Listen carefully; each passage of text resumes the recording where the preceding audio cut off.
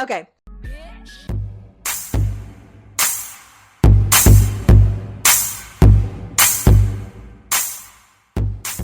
Welcome.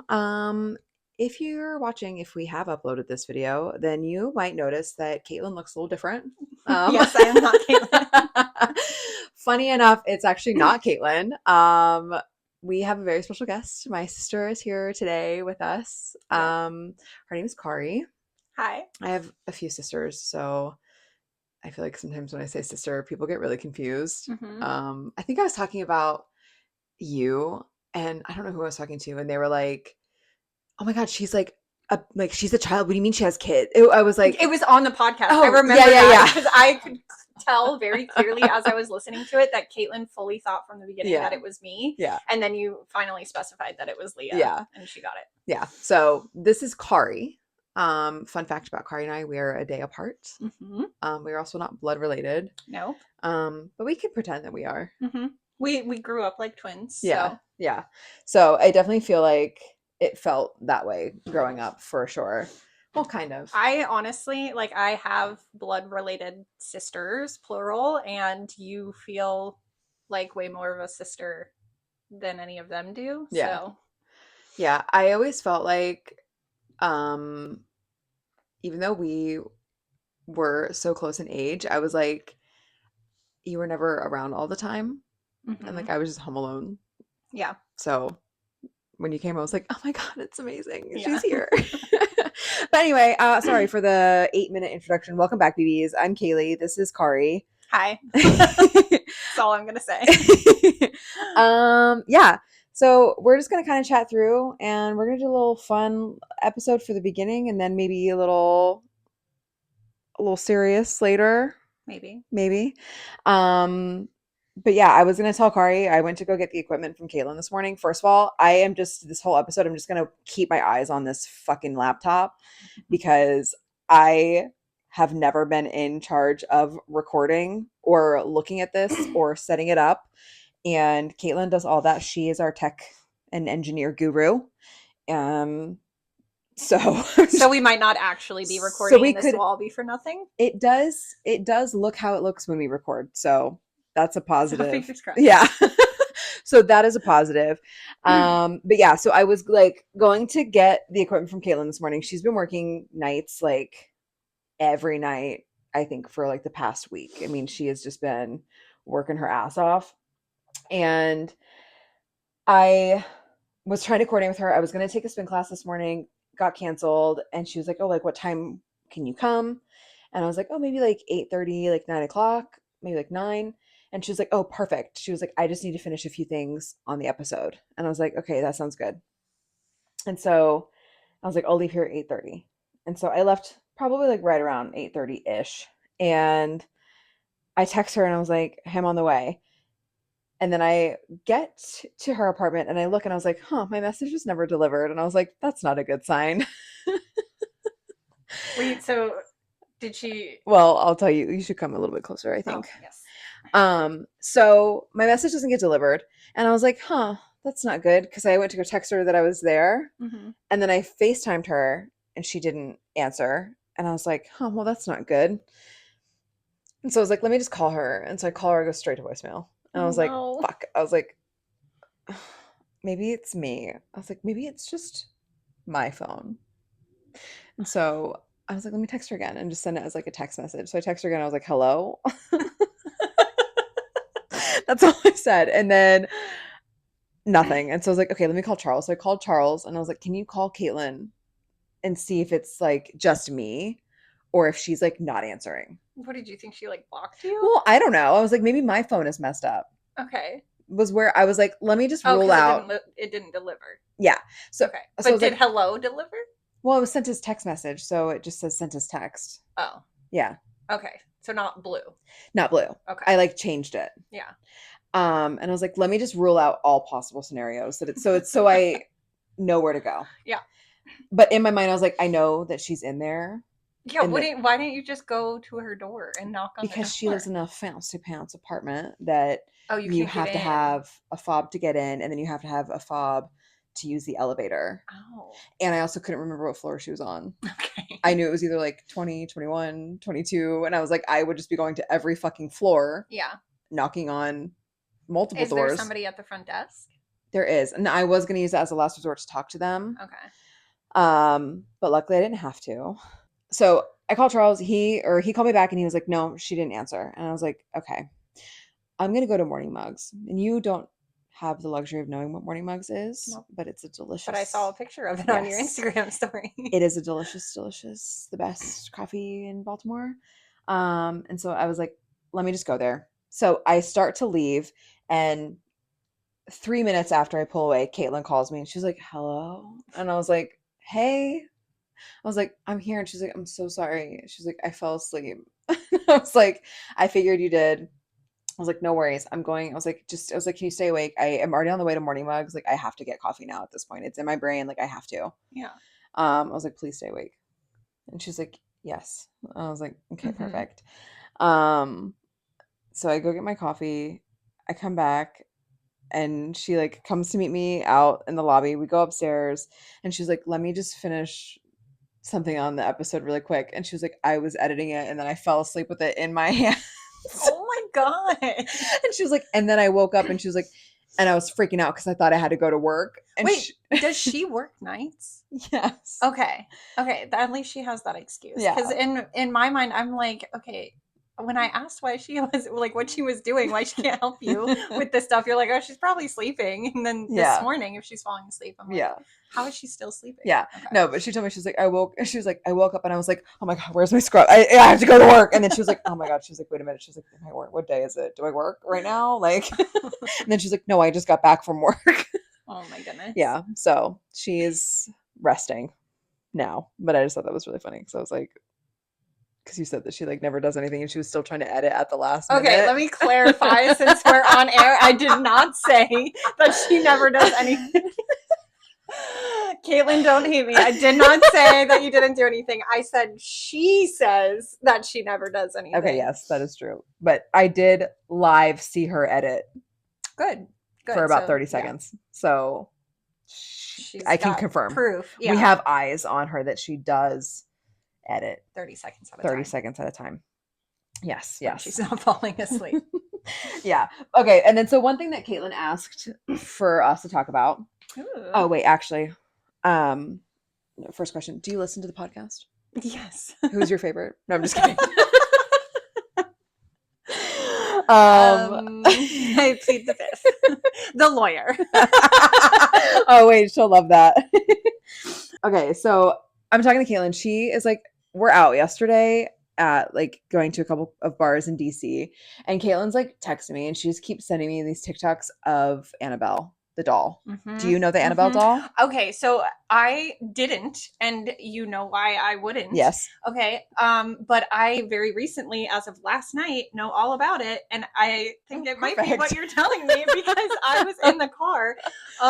Chris went into Dollar General, and I was in the car with Michelle, and I was freaking out because I missed my virtual therapy session for the second time. I just completely forgot about it and then had to text her like, oh my God, I'm so sorry. Yeah. So I'm like trying to feel better. And I was like, Michelle, give me your best advice on like how to feel better right now because I feel like a shit of a person for doing this again after I said that I wouldn't. And she was like, put that on pause. I was just looking at my phone and apparently Annabelle is going on tour and she's in Gettysburg. I was like, great. I already felt awful. And now instead of just feeling like it's the universe that is going to have it out for me, now I have to worry about Annabelle being in the town that I'm staying in. Yes. So if you don't know what Annabelle is a real doll. She's allegedly like haunted or like possessed or whatever.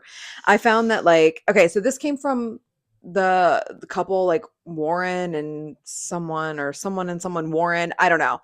If you guys have watched the Conjuring movies or like Annabelle, like those are all kind of like loosely based on like real things. The Conjuring for sure. There's actually a house in Rhode Island that it is based off of, which is really cool because it's like kind of near like where my family lives, which is nice. Yeah, cool. Yeah, so cool. That would be the word. I was like, yeah, great. So Yeah, basically, I think like in like 1970, they found this doll. What did I write down? The Annabelle doll was first owned by a student in 1970 who called the Warrens when she claimed Annabelle was exhibiting malicious and frightening behavior. Could you imagine, like, you just have like I mean, this doll honestly, any type of behavior from a from a doll? doll is not okay. So the fact that it's malicious and disturbing or whatever you said is even I worse. mean, they do kind of look a little malicious. Like, do you remember the porcelain dolls that I had? Mm-hmm. They were Creepy. freaky. Yeah. My love you. She's would not well, she's not alive, but my grandma used to give me these porcelain Mm-hmm. dolls, and my mom, which I also don't think my mom listens, my mom would put them on my fucking dresser. And the dresser was right in front of the bed. This was at Cayuga, like the Yeah. waterbed. Mm-hmm. And the dresser was like right there. And the dolls were just all on top. And I was like, how am I supposed to sleep with these dolls like staring I at me? I just genuinely don't understand the obsession with Why? dolls. Like I get like being a collector and collecting Sure. anything, but dolls, I don't understand why you want them. Yeah. What is the Well, like purpose? porcelain Like dolls, like you can't play with them. when you're a kid, you play with them, right? Not But when it's porcelain. well, true. And when you're an adult, but it's always specifically old people. So there is It still is. there's like even more of a sense of like this sounds so No, bad, it's but fine. like there's even more of a sense of like creepiness, like because it's just these old people with all of their dolls. I Like know. It's just, yeah, I hated I don't them. get it. I hated them. And then, yeah, but yeah, so you couldn't play with them. They just sat on the dresser and they stared at you. And so for this girl to be like, yeah, this doll was malicious, I could see that. Well, yeah, Like they're kind of all malicious. yeah. They all exhibit weird behavior. Yeah. Well, and I just found out about this story Yeah. literally last night, like coming home from dinner. Yeah. She explained that, like, there's this couple that collects a bunch Hmm. of dolls and they're all like haunted Yeah. and They have like like a museum. weird. Yeah. Yeah. The Warrens have a museum with like all of the shit that they've That I never want to go I would to. love to go. Absolutely not. Well, so people were like upset about Annabelle going on tour because they're like it somewhere along the way it was like said to never move the doll.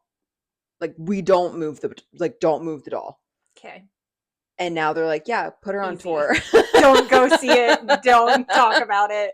Never again. Nothing. Yeah, but so that and then I also saw because I was like researching. So well, Caitlin sent me, like I said, a ton of like TikToks and stuff, and people were like, "Oh my god, bring Annabelle to the White House." Oh my God. They want her to go to the White House.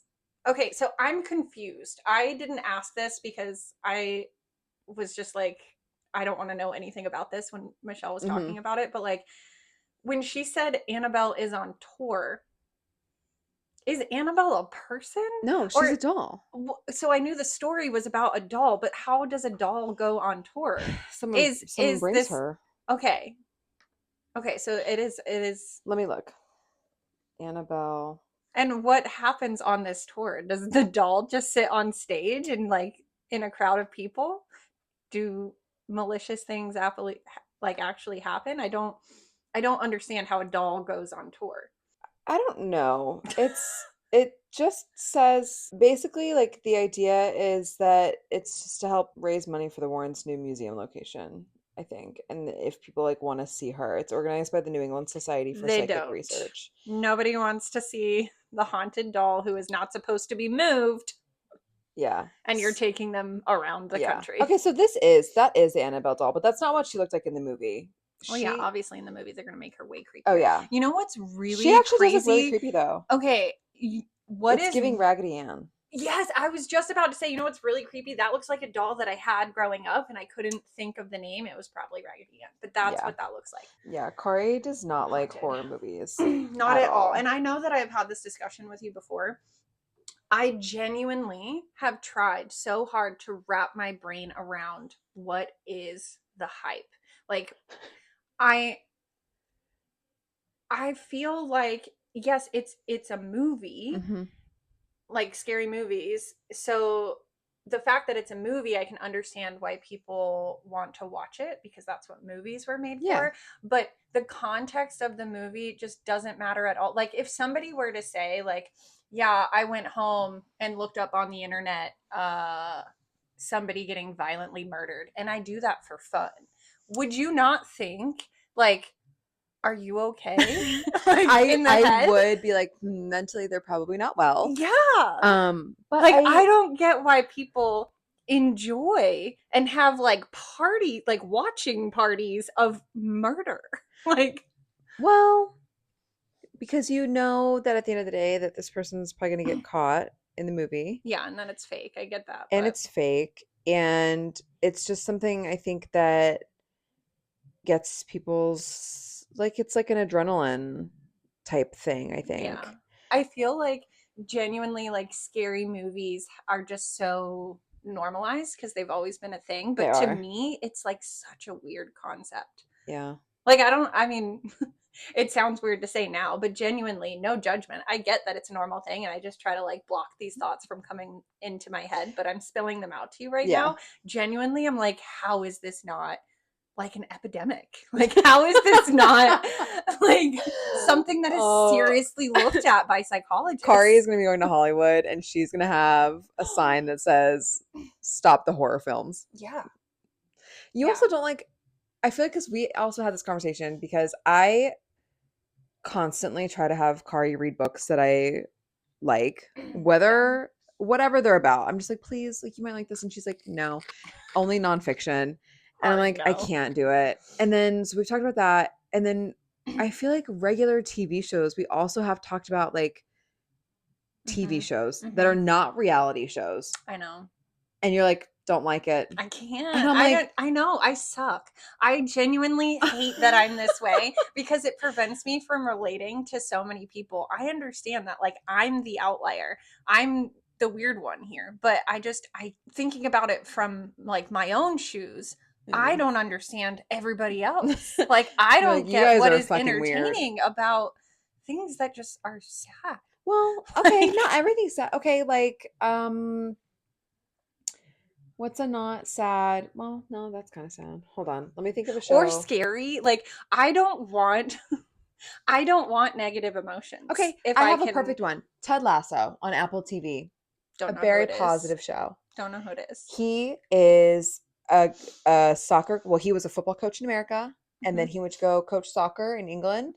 And the show is just like such a feel-good show. Okay. But it's obviously fiction. Oh, he's not a real person? No, Ted Lasso's a character. Oh, okay. And we're just following him and his journey of coaching a soccer team. So what is it classified as? What is the show classified as? I think comedy. Okay, well then I would give it a chance. You'd give it a chance. Yeah, I would. I've What's never the heard of it, but I would watch it maybe. what's the last like TV show or movie that you like that's not reality that you've watched? Um, Younger. I don't know what that is. What is that? It's on Netflix. It has Hilary Duff in it. Oh, okay. It is not reality, but it kind of reminded me of like Friends, but they Okay. work at like a book publishing place. Okay. All right. So you I mean, Friends is not a reality show, but there are no. definitely similarities in like In the like a real life. context. Yeah. Yeah. Okay. And so but anything that's like totally not real. Like Game of Thrones, House of the I Dragon. no. I watched like the first season of Game of Thrones actually. Hmm. Um but that's only because at the time I was dating somebody who was really into it and I was just really into him. Yeah. So I So you're like like, I'll watch suffered this. through it. Yeah. It's so funny. It doesn't make me think because like I feel like every time I talk to Chris, Chris is always like, "Did you guys watch this show? Like, Oh, do you he's watch this show? Like, have you guys watched?" Like, and him he's and like I, looking. yeah, he is because I am not that person. We have had so many Uh, couples therapy sessions where every therapist that we've had is like as a couple session, they're mhm, like, okay, let's start from the beginning. Let's try to find like some similarities. Let's try to mhm. find where like you guys overlap and you can connect. Yeah, And TV shows would be a really easy one. easy. But yeah, every time like I go through my list of things and he goes through his, and the therapists are always like, Okay. So there's no overlapping here. What is something that like you wouldn't hate doing? Like Mm-hmm. that's what it has to get turned into. Damn. And TV shows are out of the question for us. Like we Yeah. have to pick other things. He doesn't like Survivor or like Big So Brother. so Survivor and Amazing Race Love Amazing Race. are I'm so sorry, side note, I'm so happy with the winner of this season. that is, I knew you would be, and I thought about this on the way over. I knew you would be because I just finished it, and I had to break the news to Chris because I watched the final episode without him. The entire season, he was like, "I just don't like them. I love I them. hope that they lose." The Like second they came on the screen, I he was said like, them. he was like, "These people suck." I don't want to give it away for Oh, anybody that spoiler hasn't seen alert! it. I don't care. It's these cute little nerdy gays. They're They play BFFs, Dungeons and Dragons, and I love them. They came on screen, and I was like, I am obsessed. And I either wanted them to win or the other gays. So Charles and I called them the Giga gays because they were so good at everything. Okay, yes. So the Giga gays, that's funny. No, so that is what, because Chris knew that when he said he didn't like the Dungeons and Dragons guys, that I was gonna be like, oh, do you not like them because they're gay?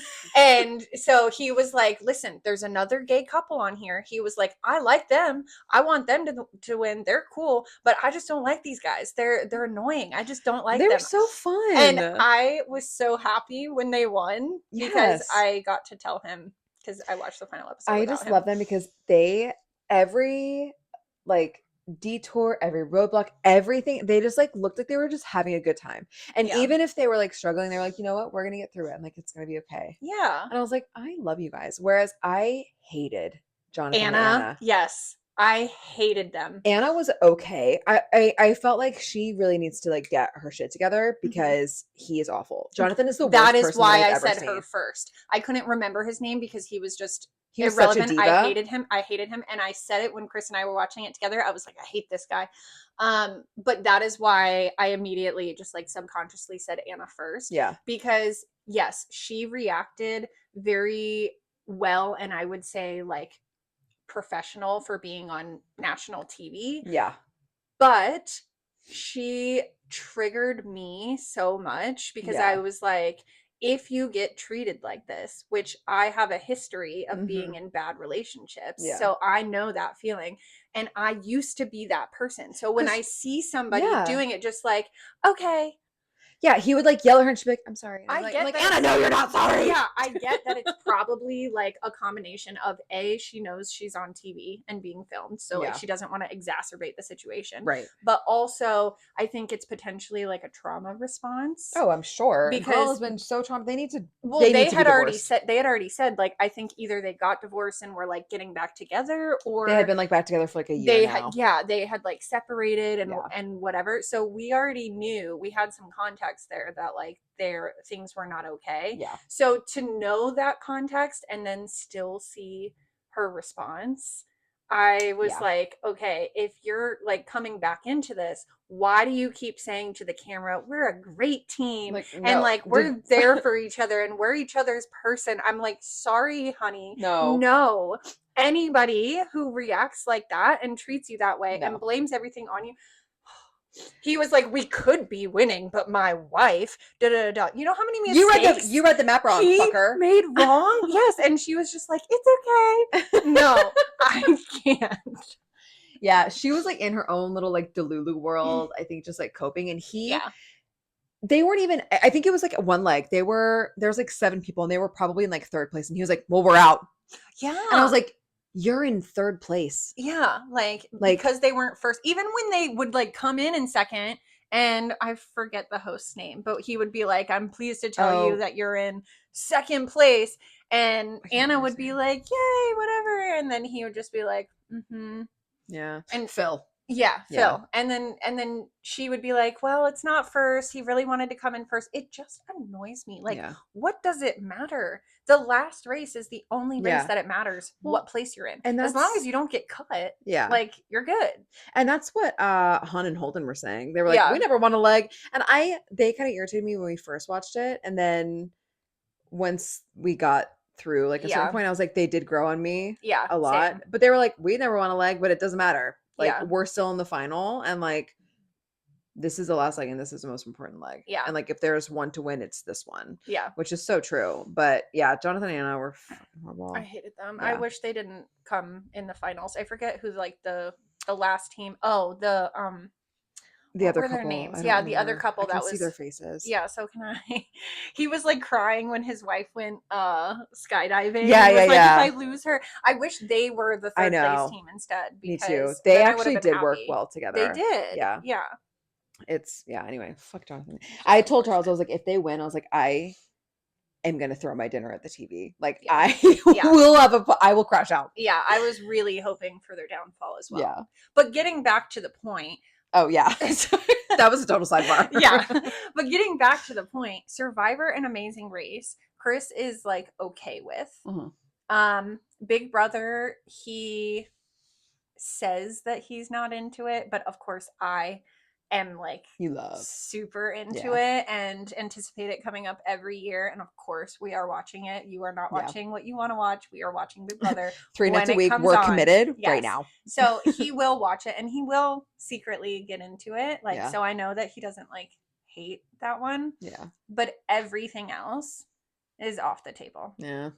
Like, and I just can't. There have also been a couple of shows that he has watched throughout the years where I'm like, this one's not bad. Like, I kind of like I'm okay with this. Yeah. But for the most part, a lot of the shows that he watches, I don't know if it's bad timing, but when I walk in and I'm like, oh, what are you watching? It is always a topless woman in the middle of a sex scene, or some like heavy drug use, or they're like plotting against the enemy because it's like Trojan times or a war or it's a spy movie. Like, it's just action movies.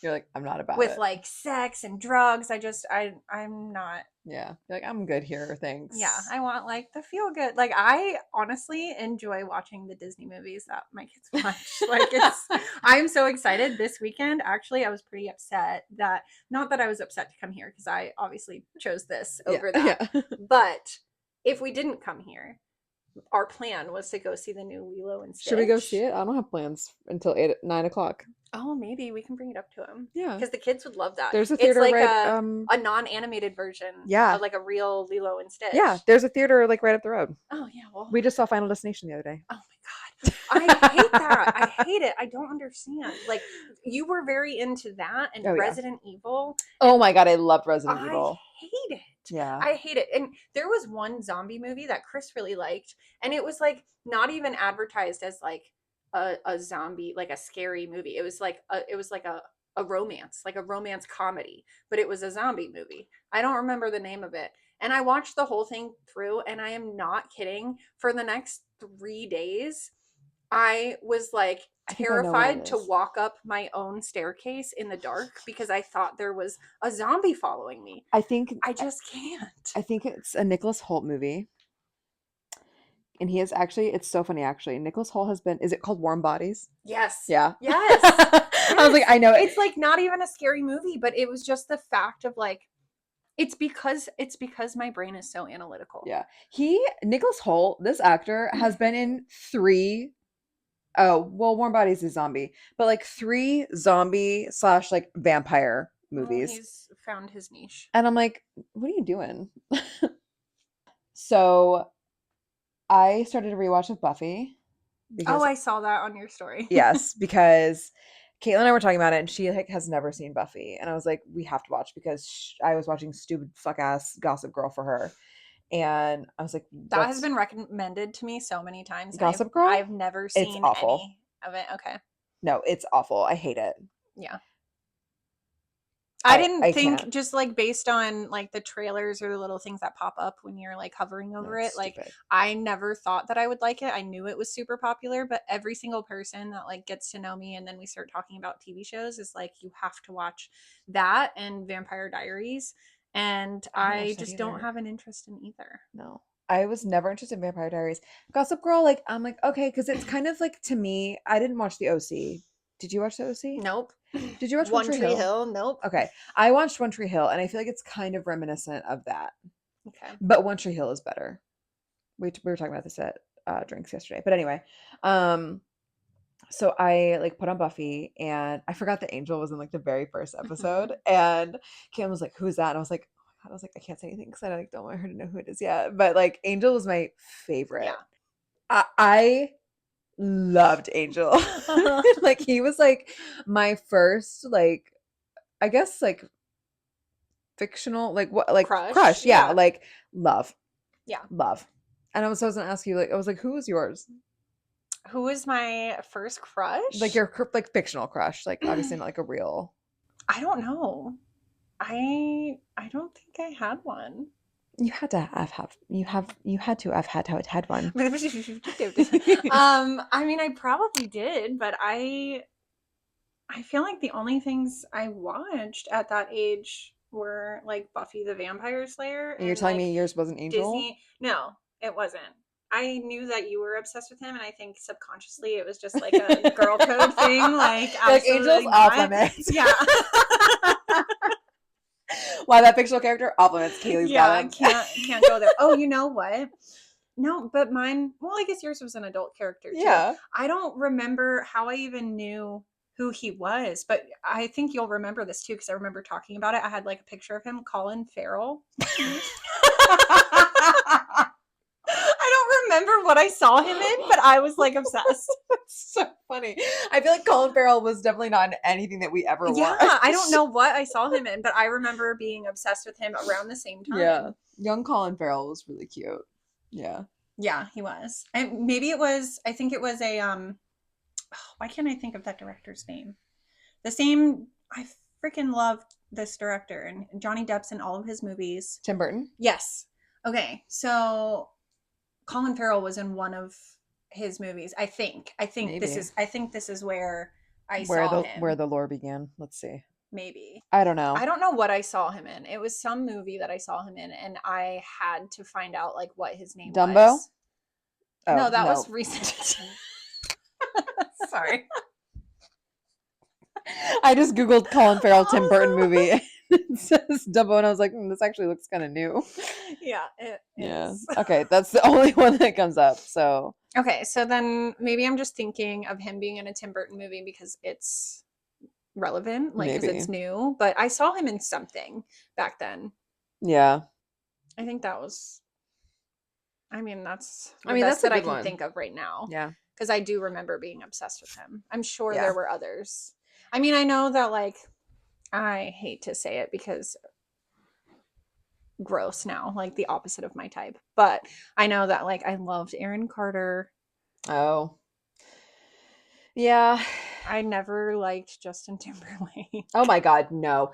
He was always so like I was like, why are you like I only didn't like lead? him because, which is weird because I loved Britney, but I only Yeah. didn't like him because my mom really liked him, and so I just associated him with your like, mom? yeah. Yeah. I don't think And I was like, anything my mom does can't be cool, so Yeah. no. I always thought that who else was in NSYNC? Was that JC was in NSYNC and JC was cute. He's gay, right? I think so. Yeah. He had red spiky tips. Yeah, I No, don't that think was I liked him. no, that was Chris someone. Oh. Who else was in that? Lance. Lance Lance was the gay one. Was JC and Lance both gay? I think JC came out. Huh. Well, because Lance, like, Lance was always we gay. knew. Yeah. Like Everybody knew. Yeah. Yeah. You can't really say he was closeted because it No. was like very public. Yeah. Yeah, I think that I wish that one of them were like the lead instead of Justin because I was like, I just hated him and his little ramen hair. Yeah, that's exactly So what it ugly. looks like. The I celebs. genuinely find out all of my celebrity gossip from you. Did you watch? Did you ever watch Troy? Nope. It came out in 2004. Brad Pitt, Orlando Bloom. See, I always loved Beautiful. Orlando Bloom, but Brad Pitt was too famous for me. Ugh. I don't know. I had this like gravitation towards, like, I still wanted to be, and this is everything. This isn't just like people that I Please. liked. This is, yeah, no. Oh, he was my favorite. Brad Pitt, Troy, 2004 era. 2004 era. 2004 in Troy. Yeah, that was No, my favorite. so I had this mentality. I don't know what it stemmed from. It's probably a trauma response of some kind. We can ask my therapist. But I always had this want to be like in the in crowd and trendy with like all of my hobbies or what I wore or the things that I liked in general. But I never wanted to be like I would know what was the most popular thing. And so my subconscious motto was to like figure out what the most popular thing was and then look outside of that circle, like just outside of that circle. So Brad Pitt was always one of the people that was like in that circle. Yeah. So I was like, no. You wanted to be different. I guess.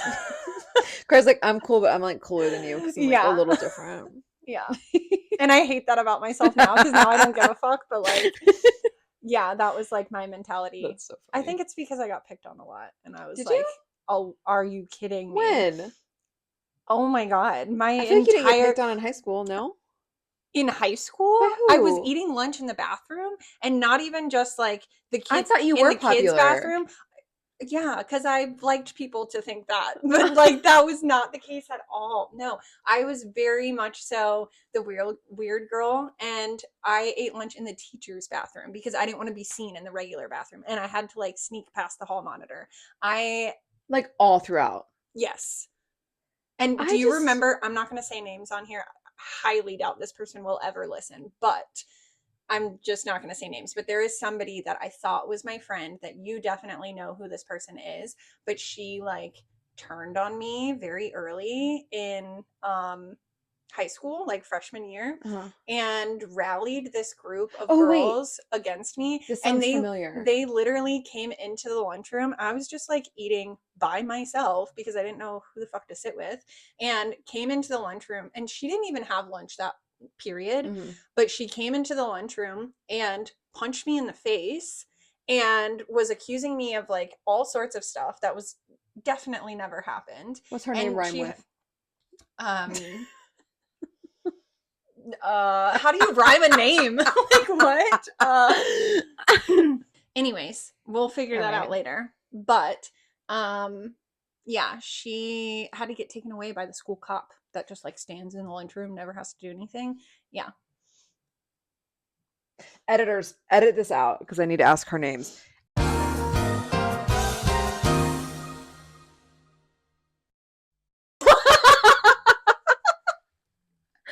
What? Yes, I was like not it in high school. Wow, I thought you guys hung out. We did Like in in middle high school. Oh, No. I thought And in high in school. high school, I tried to hang out with her because I thought that we were still cool. And then I found out she gave my number to this like new group of like, you know, in high school, everybody thinks they're the shit, whatever. Yeah. So there was like this group of girls. So my high school was two middle schools primarily like merging together. Yeah. So there was the girls that I grew up with and then a whole new flock of girls. And there was one girl who was like Miss Popular. She had her little posse, and on MySpace, when MySpace was cool, they were all like in each other's top four, whatever, and they called themselves the Fab Four.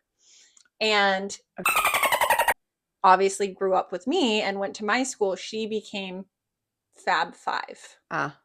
So these girls just decided that they didn't like me, and this sounds awful. I naturally, God, I hate saying this, especially on camera, but like well, the camera, you're not even like looking at it. I know, but just like knowing that anybody's gonna watch it because it makes me sound so conceited, but it's just like this is my truth. Yeah. I never had an issue getting guys or getting guys' attention. And so there were quite a few like older guys in high school that immediately took a liking to me. Doesn't mean I did anything with them, but like they immediately took a liking to me, and that pissed off the Fab Four. Oh, they were like, and hell no. This person became Fab Five and she had my phone number. She was trying to get in with like the Fab Five. So she was taking everything that I would say to her in confidence and going and telling them.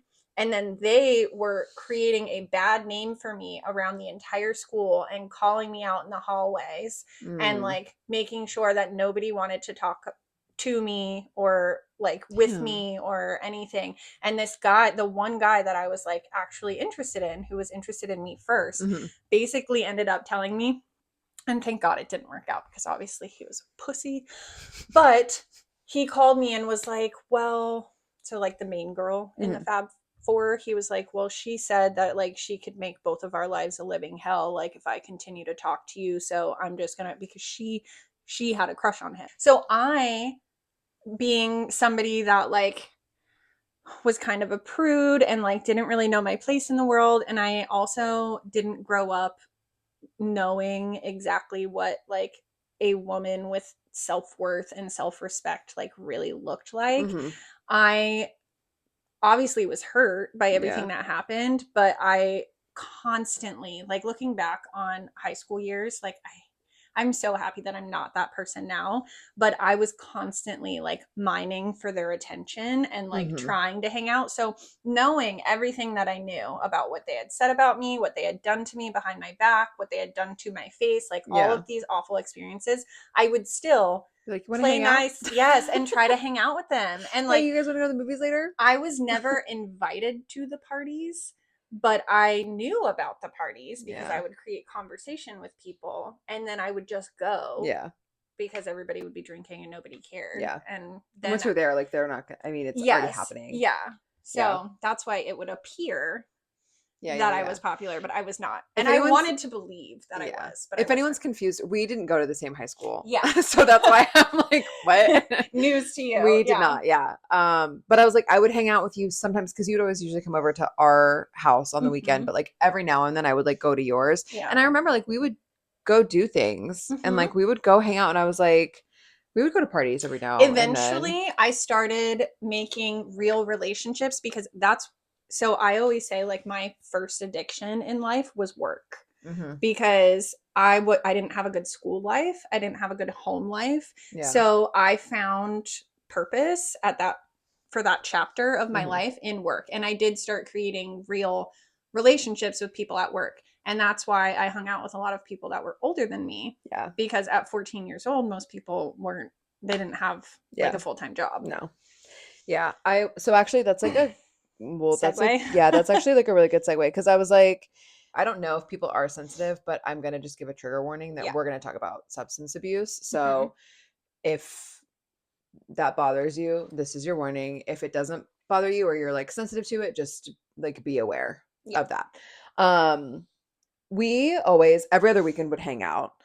But this was like up until probably like high school. Cause I think it got to like 16 ish. And I know like you and Robert like, I stopped going. Yeah. Cause I was like, this is abuse and I don't have to deal with it. Yeah. You're like, I'm actually not coming over anymore. Yeah. And so if we hung out, it would just be like if I were to come to you or like whatever. Yeah. So Kaleigh lived in like you lived in St. Augustine at the time, or at least like near, and I lived in Jax. So if you're in Florida, you kind of know that that's probably like a 45 plus to an hour minute drive. So like kind of far. But because you weren't like just in, because some people consider Mandarin to be Jax. You were like out in Orange Park or in Jax Beaches later. Yeah. So like there was an extra like 20 minutes there. Yeah. Like for context, like at the time, like I lived close to like Blanding, like Argyle Forest, if you know where that is. And then so I would have to take 295 to 95 all the way to St. Augustine. Yeah. And I was out in like the middle BFE of fucking nowhere in St. Augustine. Literally, Kari, I think had like 10 acres. Like there was 10 acres. We had no neighbors. When we moved in, there was a goat on the property that was just ours now. And the closest thing to, it's way more built up now. Like that isn't even considered like the boondocks anymore. That's like part of regular It was St. like Augustine. scary to drive there at night. It was very scary. I remember when I first got my license, and everybody had like a Nextel. Well, wait, when I was driving, we didn't have like maps on our phone yet. No, you had to print them out. Yeah, so I was like, am I going the right way? Yeah, no, like, and it was scary. It was scary. And there were no lights on my property, and I had a long ass windy driveway, and it was like, I always thought, see, this is why I don't watch scary movies, because like it happens in places where I lived. Yeah. Gen Z, just think about that. We didn't have GPS. Okay. Unless you had like a whole separate GPS system. Like if you had one of those like navigation things, like I don't even know. I didn't know like anybody a who had Garmin. those. Oh. But if you didn't, but I think that even came like a little bit later, but like, no, you would have to either know where you're going. Yeah. Or two, you go to fucking MapQuest and you print out the maps. Yep. And then you print them and then you just hope that you can. Yeah, and you actually have to pay attention to the pay road attention. signs. Yes. And if you made a wrong turn, nobody's telling you, do a U-turn, like turn U-turn around. in 500 feet. You don't find out until you think you're where you're supposed to be, and you're not. And then you're like, well, where did I mess up? And you Yeah. don't really have anything to reference. Yep. So, but at least we had cell phones. We did. Yes. We could call somebody. We did. We talked about this. I don't know if we talked about this on like our last episode or one of the last ones, but my favorite phone that I had was like my little chocolate, and it was like the slide, the little pink one. Did you have a Sidekick? You never had one. I had a Sidekick for a little bit, yeah. Okay. Did you have a Razor? I had a Crazer, and a Crazer's the one that doesn't flip, right? It was like the skinny. Yeah, it was like a skinny one, and I think it did flip. I think it still flipped, but it was like super skinny, and like that was the cool thing back then. Now it's like it's the same thing with your eyebrows. Like super skinny was really cool, and now it's like but the bushier the better. Same thing with the phones.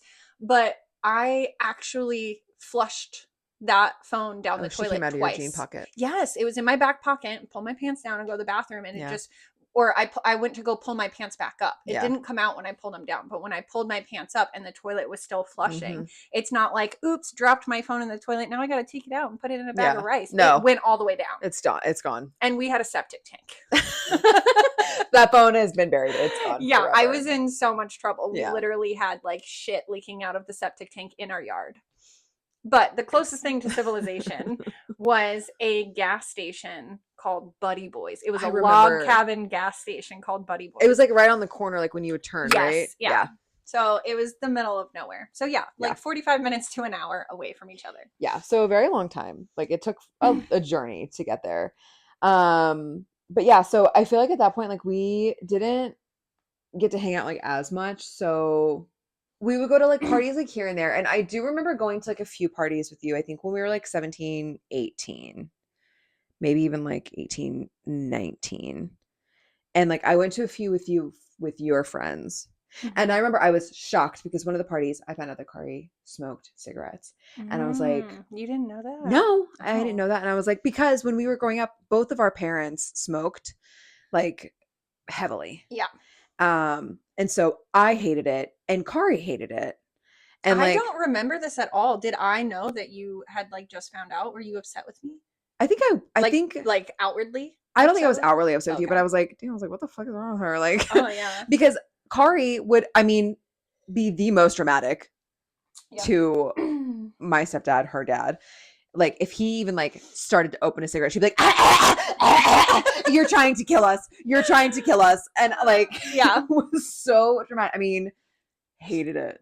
Listen, if we had my ex-boyfriend on the air when I tried my first cigarette, he would have a story for you because I cried. So all of that was because I had a low self-esteem. We went over this. I had a low self-worth, and it was like the cool thing. I hate to say that I absolutely was the poster child for like peer pressure. Like everything that they come to school and they warn you about, this is peer pressure. I was like, you're like taking notes. You're like, perfect. This is what I need to do in order to be cool. Got it.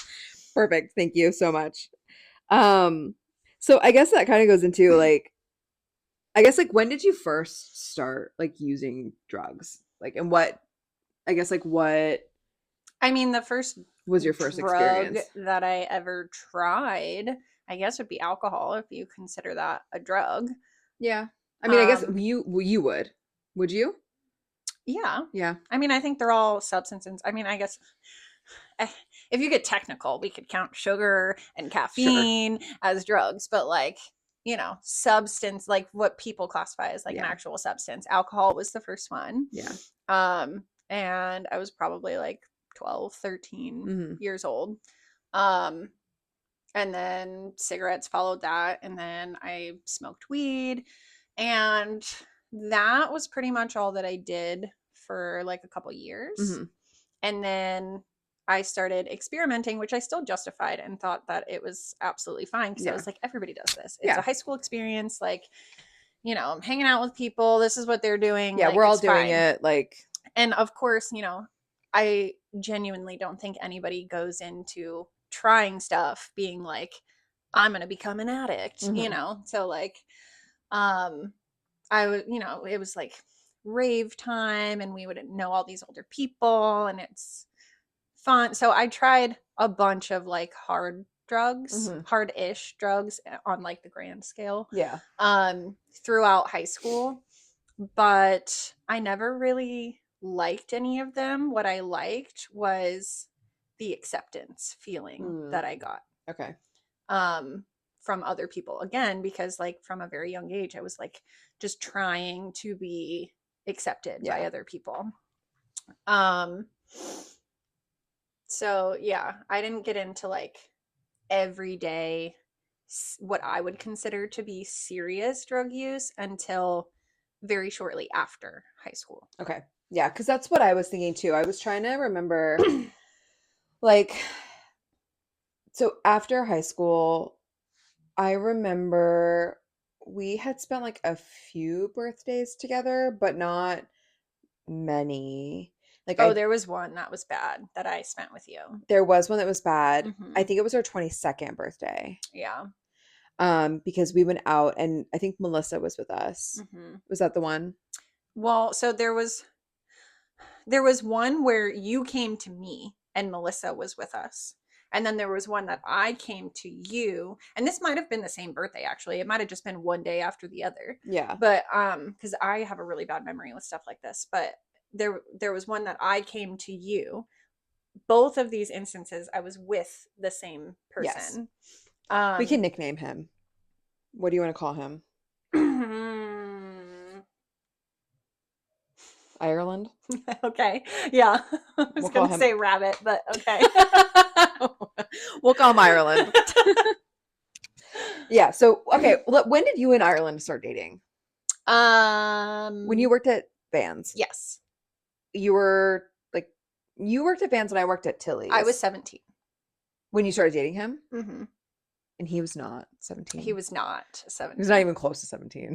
But because that was a thing, I did look it up, and Yeah. technically we were still within uh laws. Okay. 17 to 24 in the state of Florida was Oh, legal okay. with parental consent, but his parents didn't care and mine knew.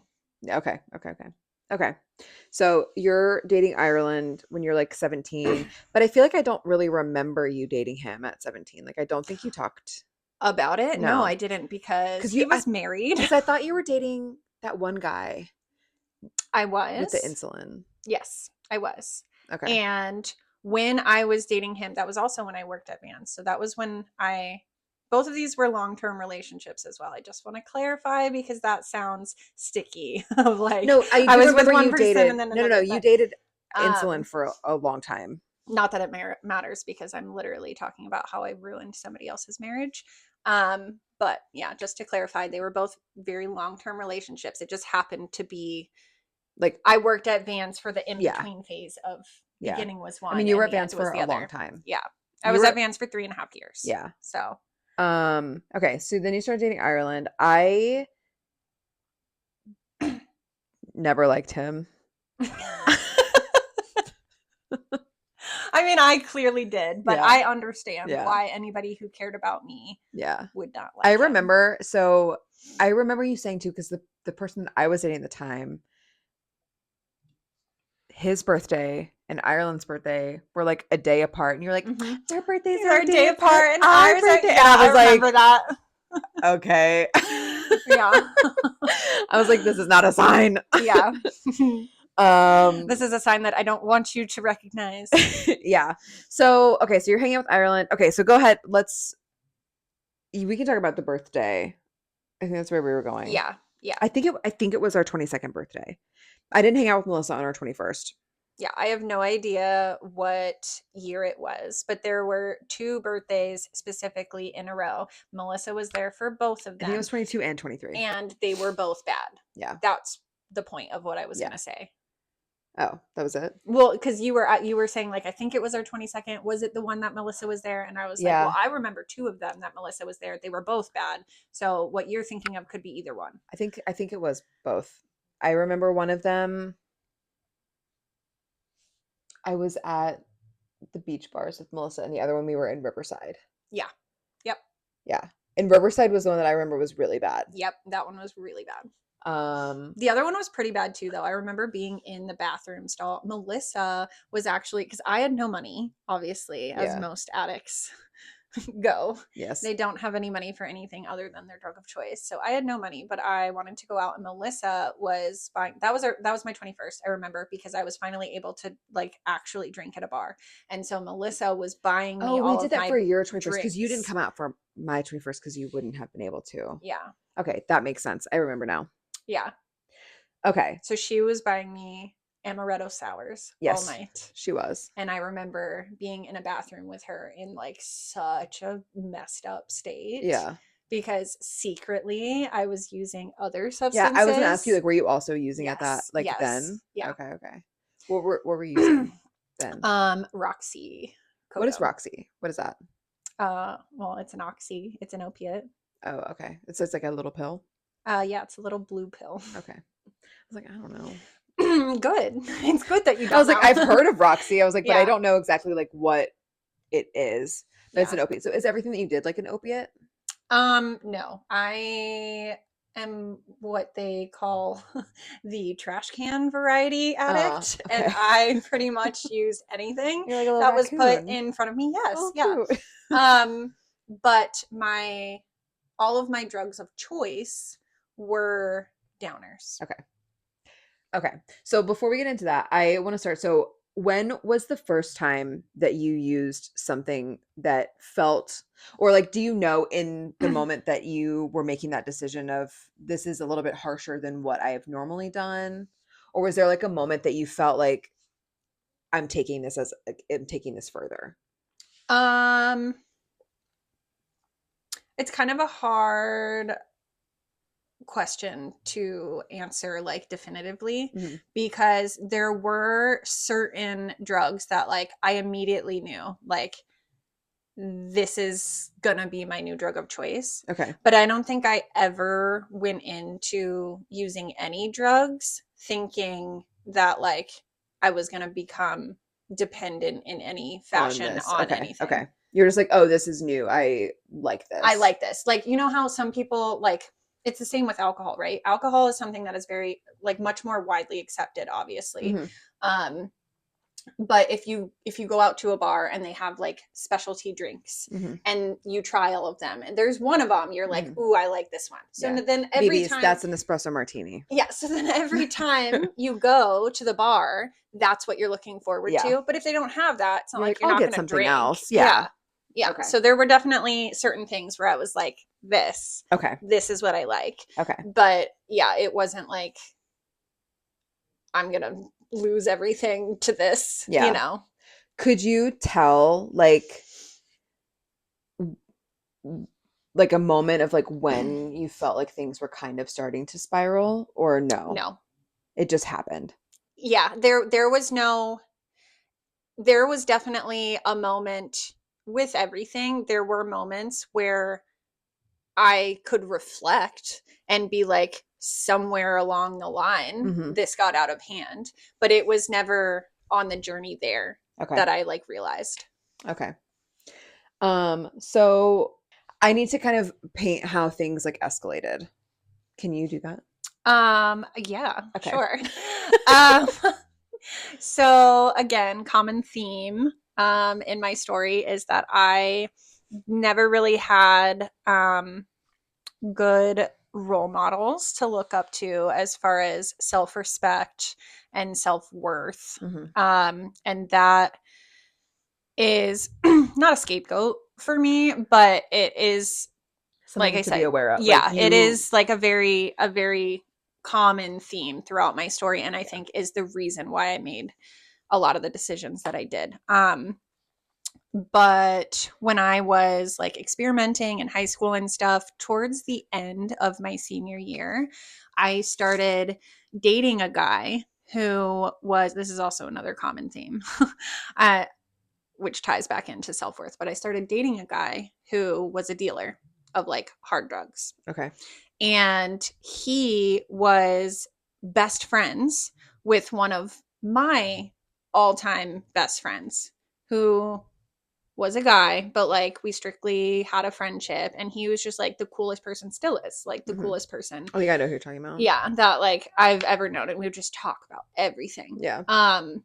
So there was an element to this relationship of mine where I felt like my whole identity could be lost, in the sense of like if I don't keep up this relationship, then I might lose this best friend who's like one of my only friends. Okay. You know, like if he has to choose sides, like he's not going to choose me, you know, like I didn't have the confidence in myself there. So I really wanted to be that like different girl, that like cool girl. So they originally tried to hide the fact that they were dealing from me. And I found out, just because I'm nosy and I was in a relationship. So I found out, and I had that moment of like, okay, I could react honestly, or I could be different, and I could be like, he could fall in love with me more. So I was like, I know that you use, I know that you deal, and I'm cool with it. I'm not like those other girls, you know, like you can do it in front of me. This is totally, and they ate that up. Yeah. They ate it up. So he took that and ran with it, and I was like getting all the validation of like, oh, I love you so much, like, you know, most girls, you're great. Yes, most girls would hate me for this, and yada yada. So I got like a first taste of that experience just from like observing. Okay. And then I started to feel left out. So I wasn't having to pay for it because I was like the girlfriend. So he was like, here, just take this. Like we were going out on the town, whatever, like take this. So I took one, and this was Roxy. Okay. I took one and I threw up. I hated it. It was an awful experience. I felt like I was lightweight, couldn't handle it at all. But of course, you know, I didn't want to lead on that was happening. So I acted like it was great, whatever. Yeah. Fast forward from that experience. I didn't do everyday use. I ended up breaking up with this guy. Bunch of crazy stuff happened, but I didn't lose the best friend like I thought. Anyways, fast forward to Vans, and what did we nickname him? Ireland works there, and he's married, but he has very clearly taken a liking to me, and he was like known as not like a hardcore addict, because he did have kids and a marriage, and was like, I mean, he was working at Vans, so like he wasn't that successful, but like, you know, he had a good reputation within the people that worked there. Mid to late 20s, you have a whole ass family, and you work at Vans as a sales associate. Yeah. Was what he was doing. Yeah. So that's so crazy to think about him in his 20s, because obviously he is not that old anymore. But granted, this was a long time ago for me too. That was just, when you said that, I was like, whoa. Because he would have been late 20s at this time. Yeah, because he was 10 years older than me. Anyway, so his way of flirting with me at work, because also he was friends with my bosses. That's how he got the job. Yeah. So they all knew like what he did, and they were all kind of the same age, and they were like, yeah, whatever, like we're having fun at work. So his way of flirting with me was bringing me drugs. It would be like a busy day, like a Black Friday at work, and he would like pass them out to everybody, not customers. What was he giving? Like Roxy's. Okay. Yeah, that was his drug of choice. Okay. And I was so scared to take them because I had been groomed from school, like, you know, you don't do them. I also was like at work, where, like I said, that was where I found my place. So I felt like I had something to lose there. This guy who I thought was cute, like, and has an interest in me, I didn't want to make a fool of myself in front of him. So like, and then I had an experience from a previous relationship with that particular drug. Yeah. And I was like, I know what this does to me. I don't want to actually take it and like potentially lose everything that I hold so dear. But I didn't want him to think that I was like a prude, because he obviously was very into it, and I wanted him to like me. Yeah. So I pretended to take them. Okay.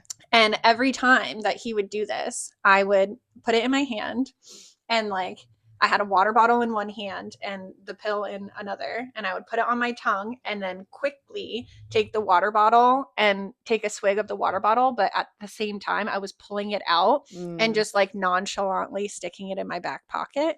So I was like accumulating over time a lot of these. You just had like a pile of Roxy's. Yes, and just not taking them and not doing anything with them. Well, I ended up double whammy using that to my advantage, because every time that Ireland would come in and not be in a good mood, and he'd be like, you know, I don't have anything, my guy's out, or like, you know, I haven't been able to get anything, I can't get a hold of him, whatever the story was, he was just like not in a good mood. Looking back on it, he was definitely withdrawing. Yeah, but I was like, gonna say, was he? I didn't put two and two together at the time. Yeah. So I would be, again, play up this persona that like, I'm cool girl, whatever. I would be like, oh, let me just talk to my guy. And so I would pretend that I had a guy. And then I would come and give him these Roxy's that he Here's was your giving Roxy to that me. you already gave me. Yes. And he, you know, ate it up and loved it. And eventually he figured out that I was faking being high while at work, which is very difficult to do, mind you, because I was like, I don't know how somebody who takes this and feels good acts. Yeah. Like so I was just like going off of what I had seen. Yeah, you're like, I guess parties, I'll just vibe here. And like, yeah. So at this point, him and I are definitely dating. He's not officially divorced yet, so it's under wraps, but him and I have created this like very secure and intimate bond with each other. But this was a self-worth issue. So it was like deepest, darkest secrets. Like I had not shared with him that I was faking it and like handing his drugs back to him. Yeah. But he figured it out. And at that point in our relationship, I felt comfortable telling him the truth, because he was like, why would you do that? And he genuinely seemed like concerned about me as a person. Yeah. So I explained all of this to him. And his response is actually such a pivotal moment in my story, this exact situation. But his response was, you took an entire one your first time? And I was like, well, yeah, like that they gave me the whole one. So I took it. Yeah. And he was like, you just didn't take it the right way. Like, let me show you. As if there's a right way to take hard drugs. Yeah. But he broke off like the tiniest little piece and was like, try this. Okay. And again, to reiterate, we were at like a very, what felt the closest thing to a secure relationship with a man to me. Yeah. I really trusted him. He seemed genuinely concerned about my well-being. Like he was like, take this. So I actually did. Yeah. And he was right in a sense. Like the tiniest little bit for tiny little me gave me the effects that everybody else seemed to be feeling. So I actually did love it. Okay. And so that very quickly, over the span of like 2 months maybe, went from being a tiny little piece to a half of one, to a half of one twice a day, to multiple in a day, to now I'm snorting it because you get the effects quicker, and you don't have to take as much if you're snorting it. So I stayed there for like a little bit of time. And then I was snorting multiple of them per day, which, mind you, this really pisses some people off, like in the recovery community.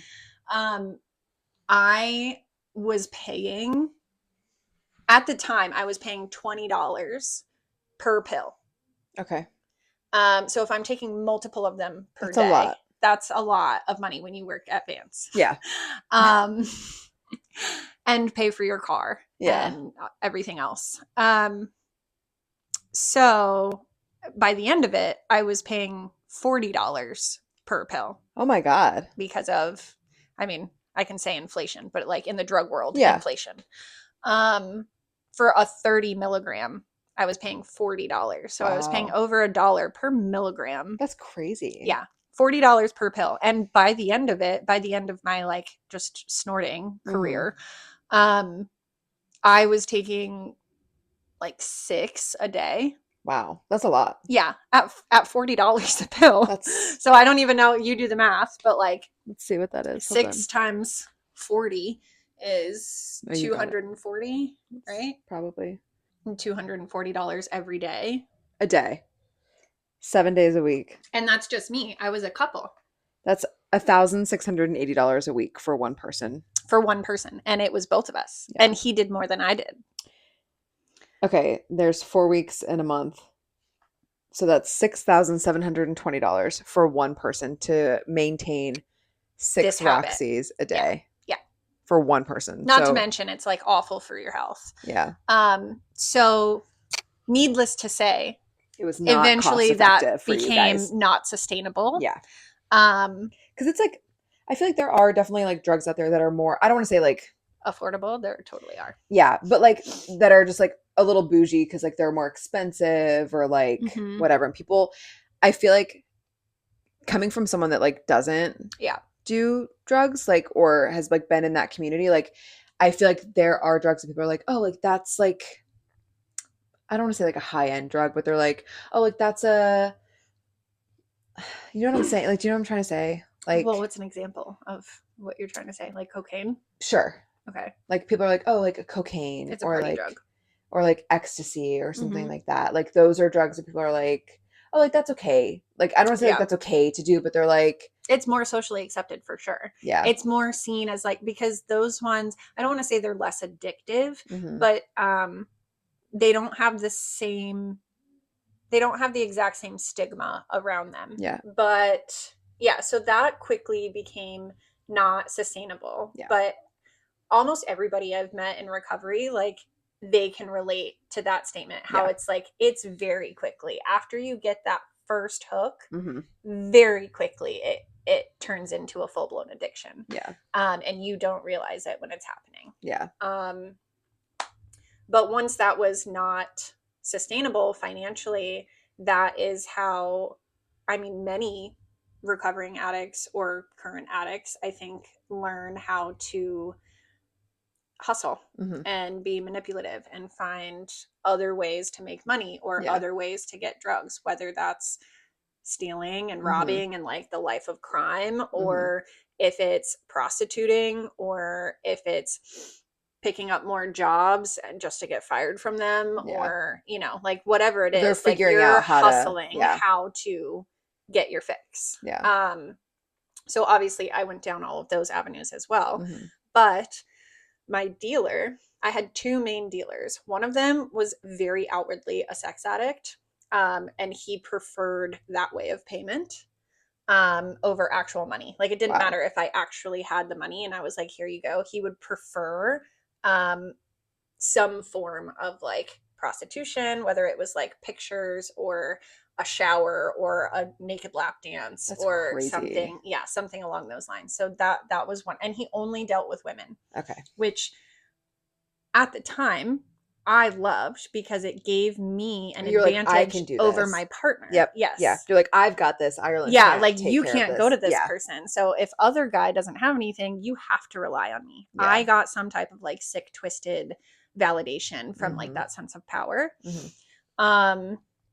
So that started happening as well. But the other guy, he stopped carrying blues, Roxy's. He stopped carrying them because less and less people were buying them because of how expensive they were. Yeah. Most people in my area at the time had transitioned from Roxy's and Oxys to intravenous drug use. Okay. Because it was so much cheaper. Okay. So, I mean, obviously anything that you can snort, you can also, I don't want to say you can, but it is possible to also put it in a needle. Yeah. So intravenous, like you're using a needle to put it in your body. Yes. Okay. So there were a couple different avenues if we were going to decide to go that way. It was extremely cheaper to even just do the same type of drug, like still opiates intravenously, because you could use morphine, which was way less expensive, and you could get way more for your money. Yeah. That's crazy that there's people that do morphine. Because like I always think like, because morphine's like scary. Yeah. I mean, it's all scary, but like morphine's like what you get when you're dying. Well, yeah, all of it is really I guess all that's of true. like the world that I was in with my drugs of choice is 100% like what they give people who are severely injured or dying. Yeah. Um, by the time I ended, my drug of choice was Dilaudid. Okay.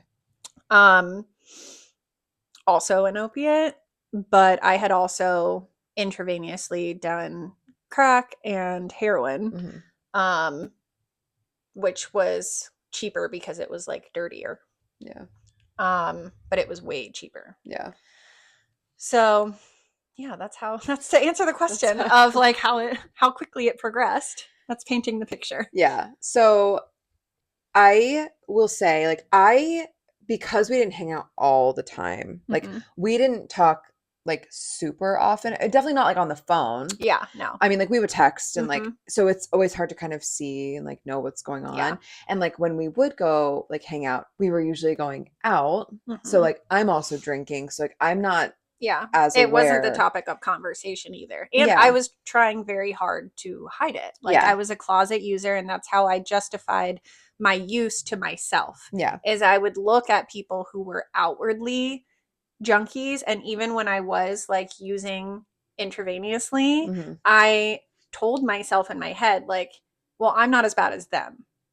Okay. So then I'm fine, Yeah. you know. And that was like what I wanted to portray to the world, Yeah. especially the people that were close to me. And like I remember that night that we were talking about like with Melissa. Like I remember she had said something. She was like, I don't know, like I don't know if Kari's okay.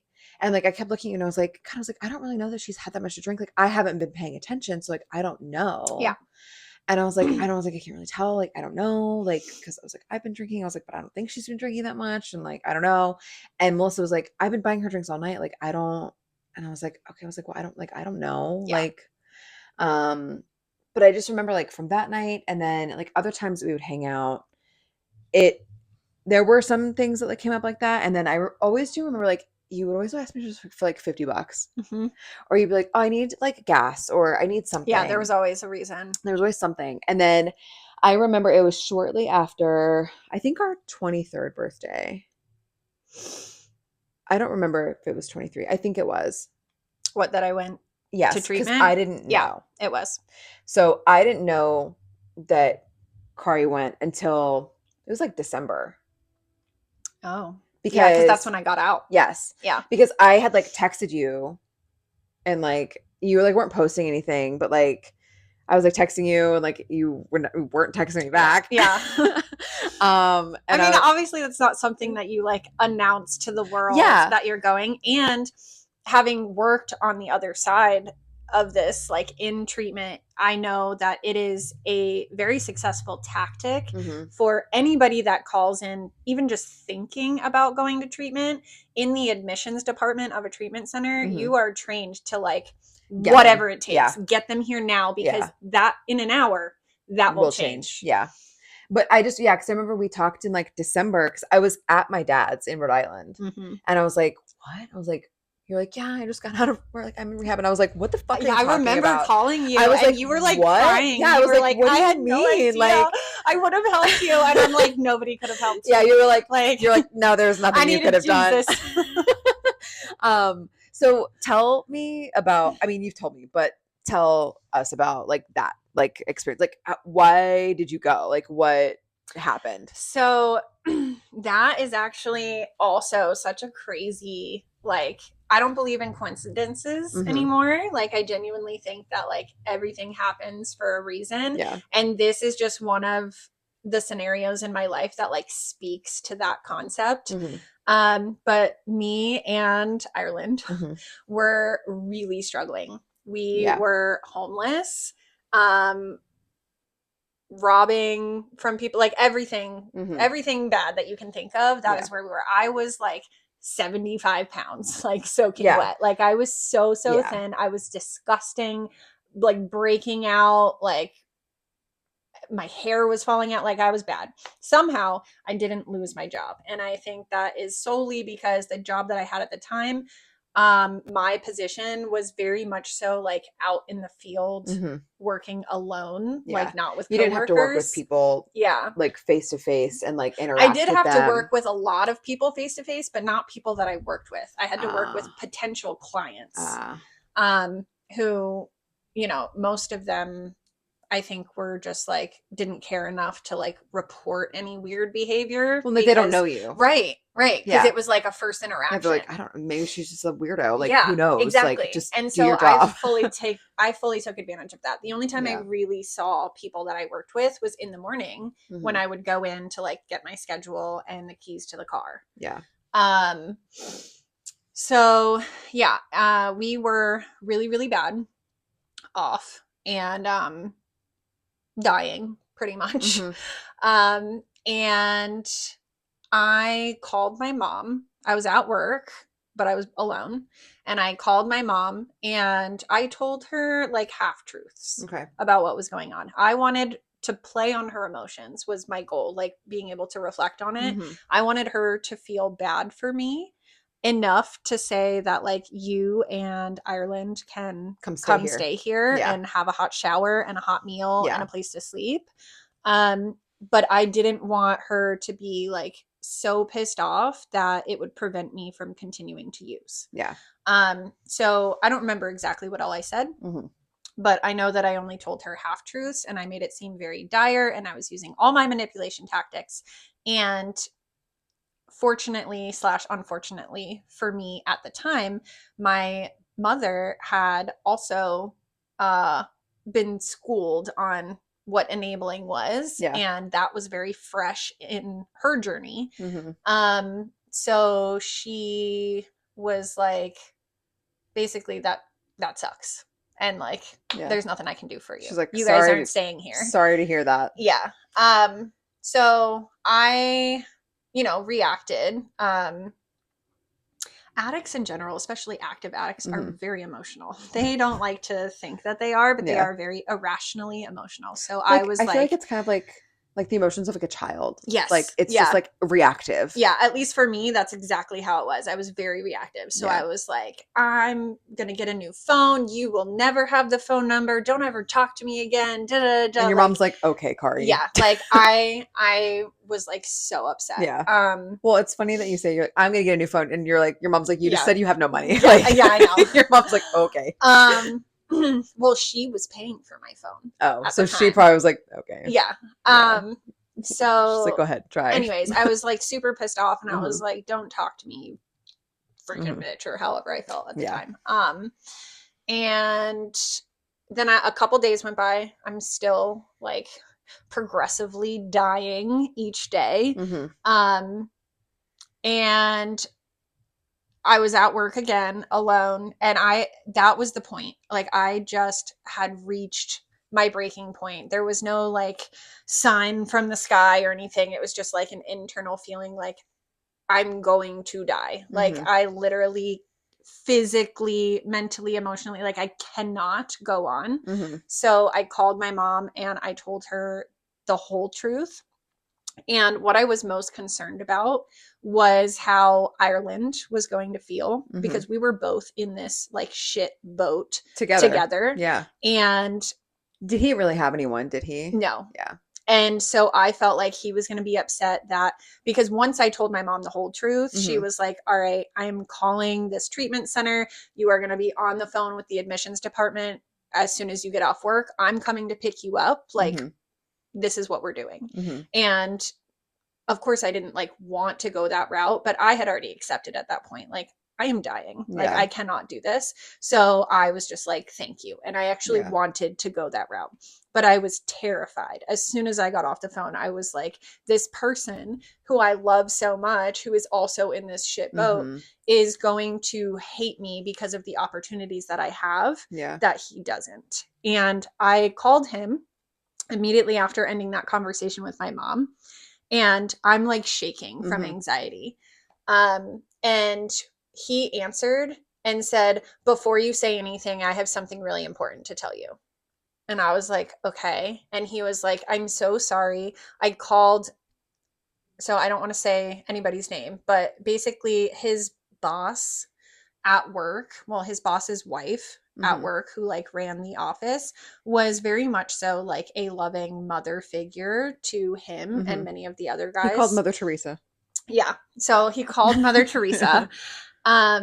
And she had a daughter who worked in a detox facility. Okay. And it was a state-run detox facility. You didn't need insurance to go. Cool.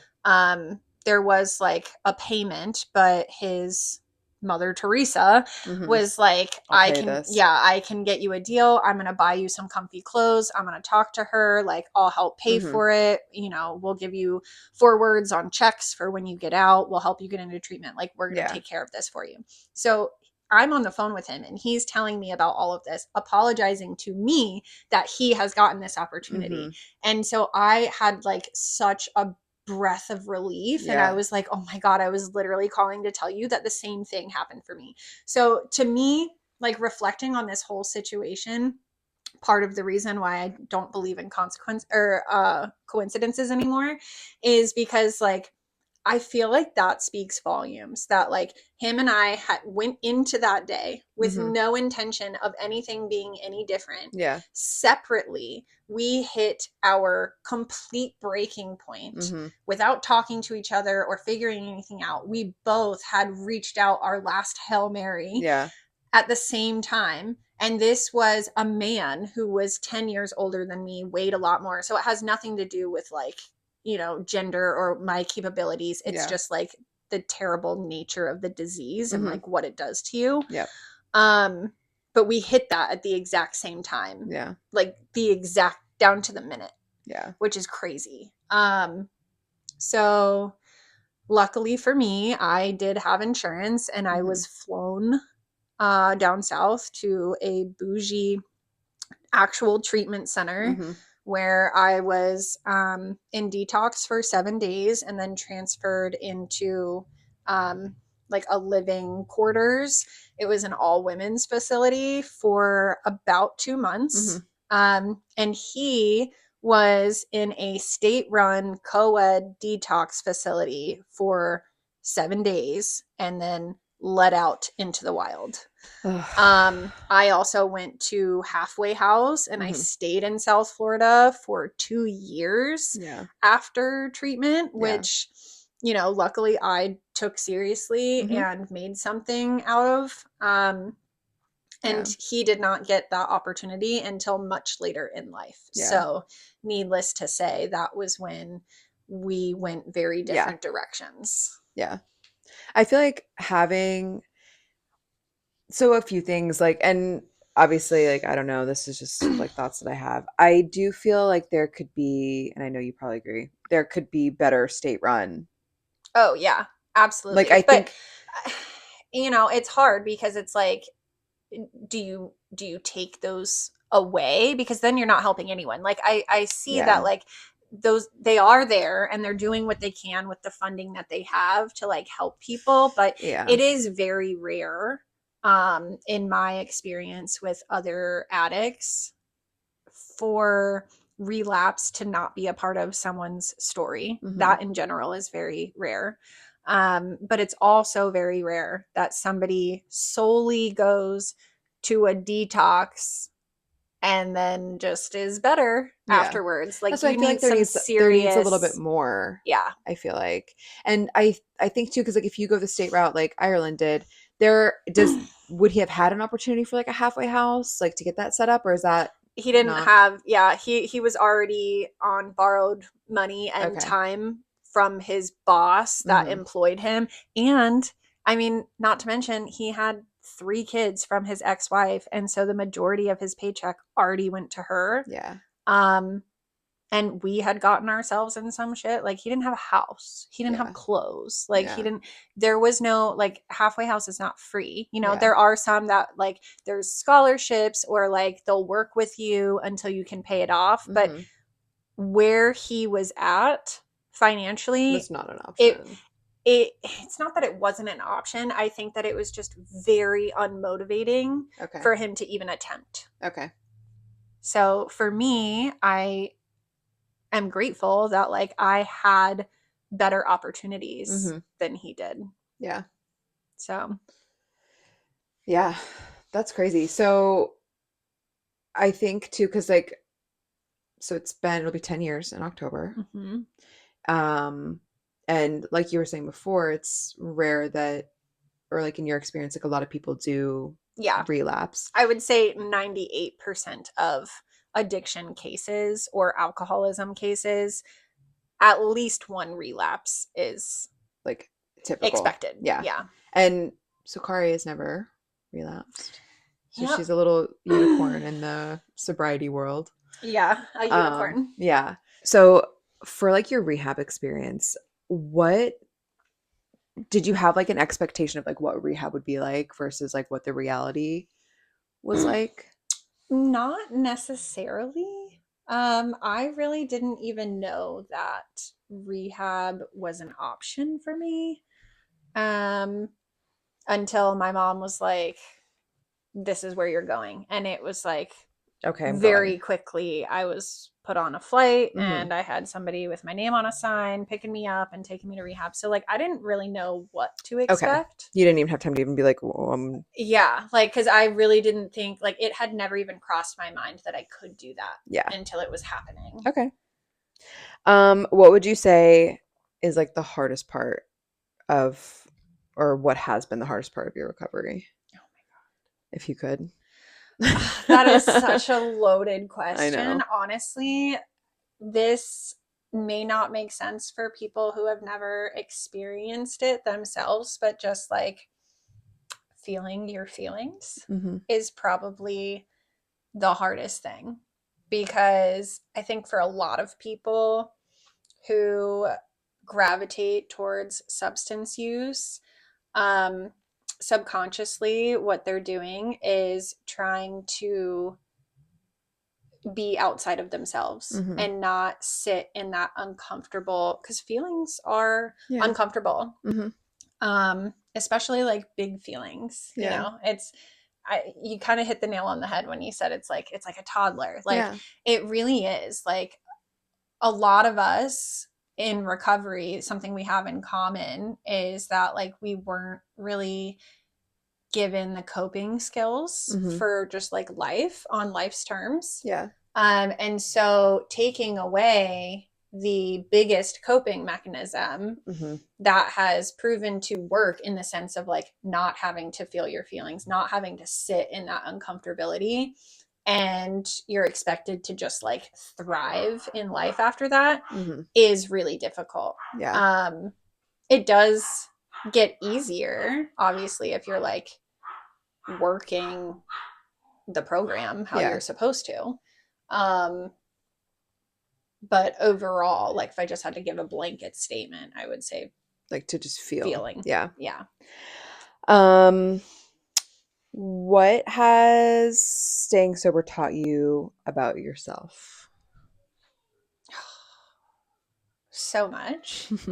So much. I mean, I had said it multiple times on this podcast. So if I wasn't put on the spot, I could probably write a book on that Probably. topic I think you should write alone. a book. I no, I Tell if I have like genuinely, talked about I that. genuinely want to. I think I've talked to you about it. Yeah. It is like a goal of mine. Like I think Kari could have her own podcast where she just talks about everything. You know what's so funny to sidebar? I have been asked by multiple people since you have started yours Mm-hmm. if I want to be on their podcast. Yeah. And I'm like, is the universe trying to tell me something?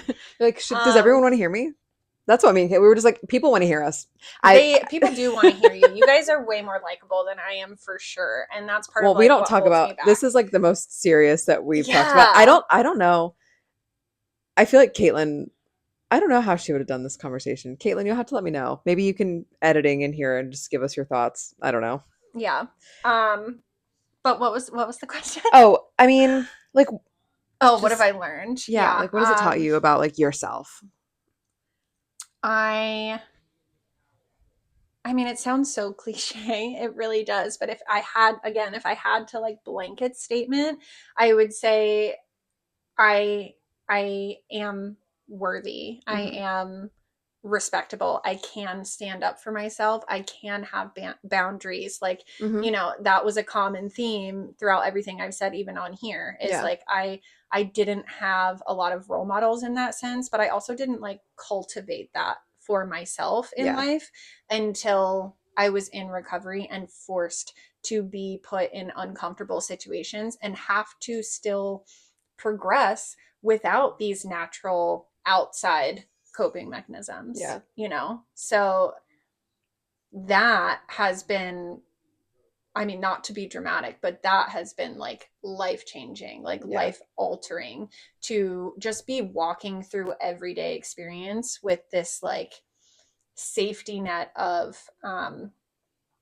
like peace with yourself. Mm-hmm. You know, and that's not to say I don't struggle still, or I don't go through moments of weakness, Yeah. or I don't still have really bad anxiety, Mm-hmm. because I do. I Yeah. still have a lot of issues, but my, and this is something that is said a lot in the world of recovery, but my worst day sober does not even compare to my best day using. Yeah. And that rings true for me 100%. Yeah. I mean, I will say, like, just from knowing you and like conversations with you, and like, obviously, I mean, I've known you for 32 years, but like, Since birth. I feel like, especially more so now, I feel like you're just so sure of yourself. Like, when I talk to you, it's like, well, unless you feel like there's something wrong with you, but like, I always feel like something's, again, sidebar. I think I've told you this before. I was fully convinced when I was younger that every single person who seemed to genuinely like me and be Mhm. my friend, I was convinced that my mother paid them Oh, you to did not tell me that. to act like they liked me and Wow. treat me like I was normal, because I thought for sure something was really wrong with me and my mom was just trying to shelter me and create a normal life. That would be crazy. That would be crazy, but I was convinced of it. Your mom's Anyways, paying the entire high school. Like, yes. no, but like, I feel like when I talk to you, or like when we're talking about like things or issues, or, you know, things that you might be going through or whatever, you just speak like you're so sure about like how you feel Mm-hmm. on things, and like you're really good at like understanding where that comes from. Yeah, And I think that that probably has a lot to do with your journey. Like, you, because you have to it does. process, like you have to figure out, why am I feeling like this? Where is this coming from? Like, Yeah.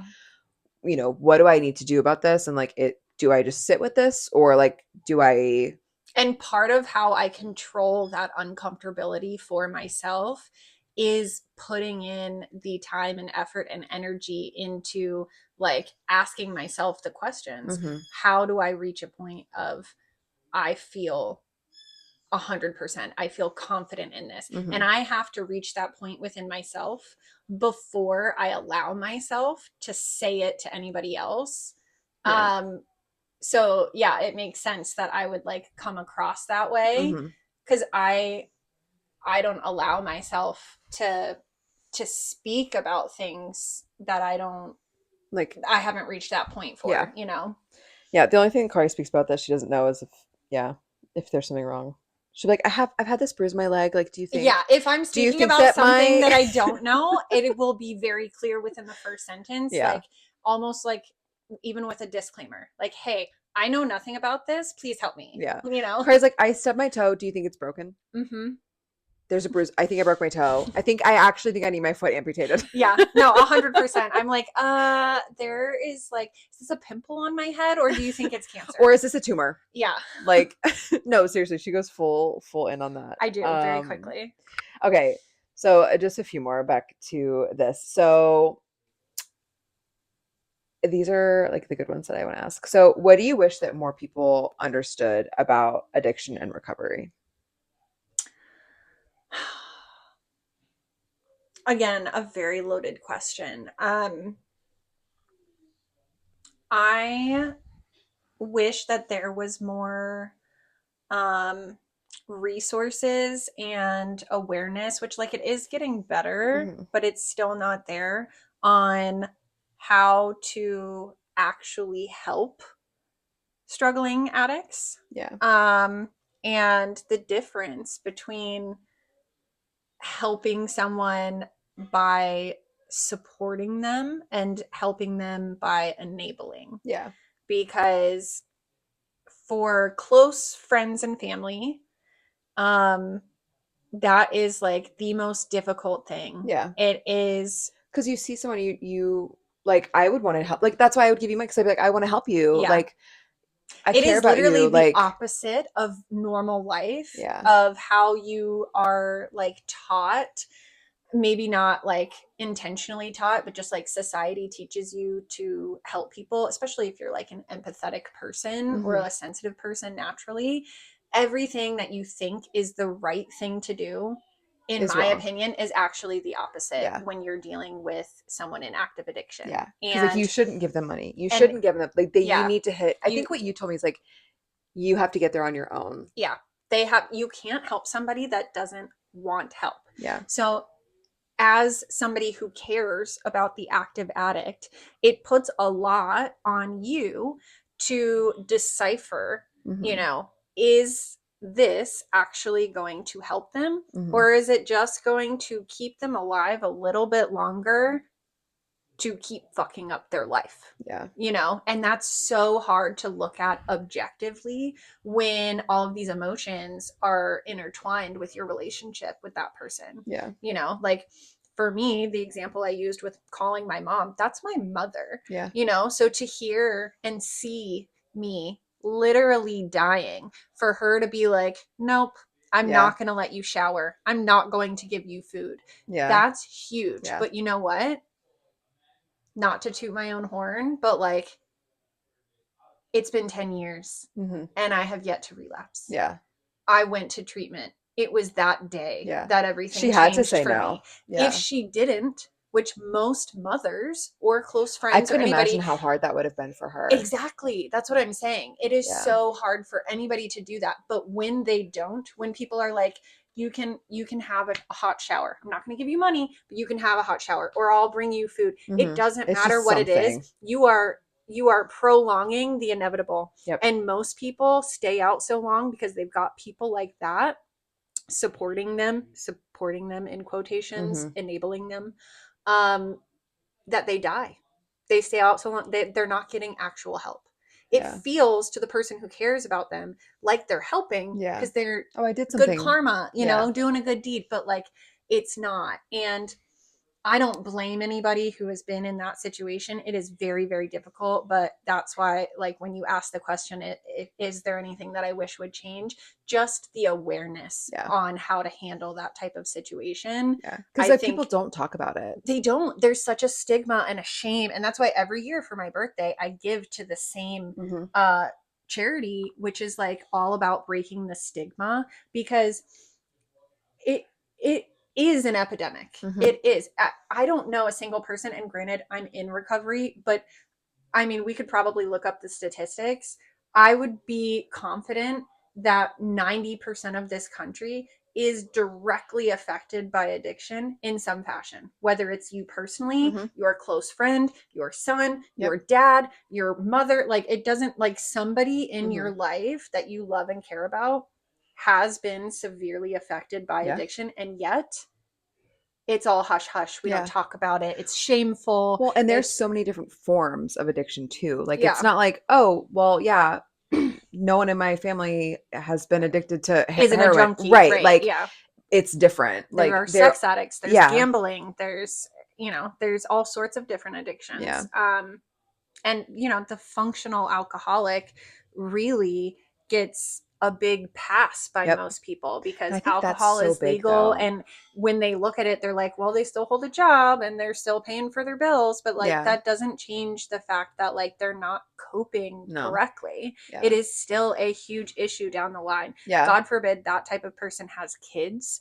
You Yep. know what I mean? Like, you're passing that down, and it's just awful all the way around. And Yeah. because so many people are affected by it, I don't understand why there is such a shame stigma attached to it and nobody wants to talk about Yeah. it. So, That's actually perfect because I was gonna ask you, like, have you ever experienced like personal, like a stigma against you? Like, has that ever come up? Like, has anyone ever? um I want to say yes, but I don't really take it personally, and I don't take any of it to heart. Like I don't sit on it very Mm-hmm. much because I have always had this passionate feeling of like I'm not going to be a part of that stigma. I don't think that's right. So I'm Mm-hmm. not going to do it. So I want to say yes, that has happened because I can remember feeling like it has happened to me, Mm-hmm. but the details of it, I don't Yeah. remember because it really was just like something that I You was were like, like,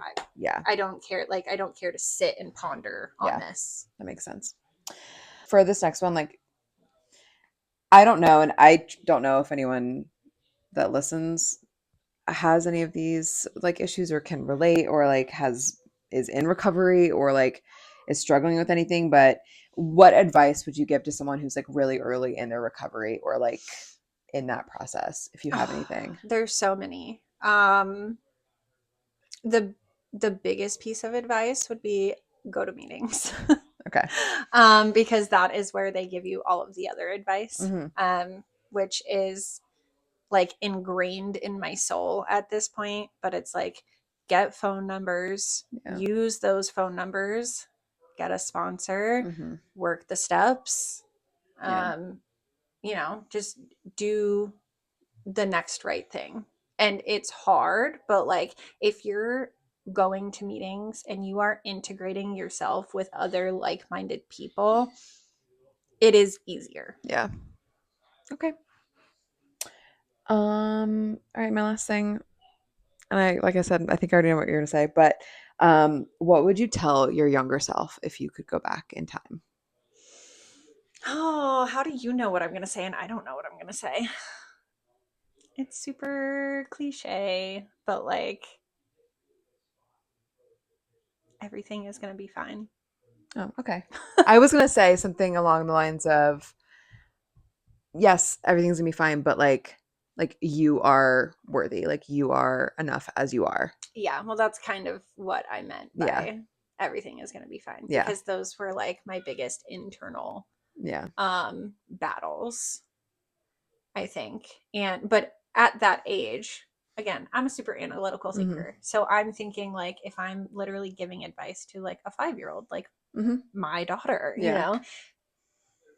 she struggles with things right now, but she doesn't have the awareness to know what it is Right. that she's struggling with. So if I go up to her, even her, like she might be struggling with that, but if I go up to her and say, "You are worthy," She's like, okay. yeah, she's like, "All right." Okay, mom. Like she doesn't know, you know what I mean? Yeah. So thinking about it that way on like how I'm answering, it Mm-hmm. would just be that like everything's going to be fine. Yeah. Or like my 2-year-old says, "I got you." Yeah. Oh, that's so cute. Yes, Kari has the cutest little babes. I love them. They're 5 and 2. They're the sweetest I little know I heard things. Caitlin say it on a podcast once. She was like talking about you, and she was like, "Yeah, she's over here. She's a whole ass mom." And I was like, "What are we talking about?" I was like, "Oh, maybe she's talking about Tito." She might have been. Yeah. Yeah, she probably was.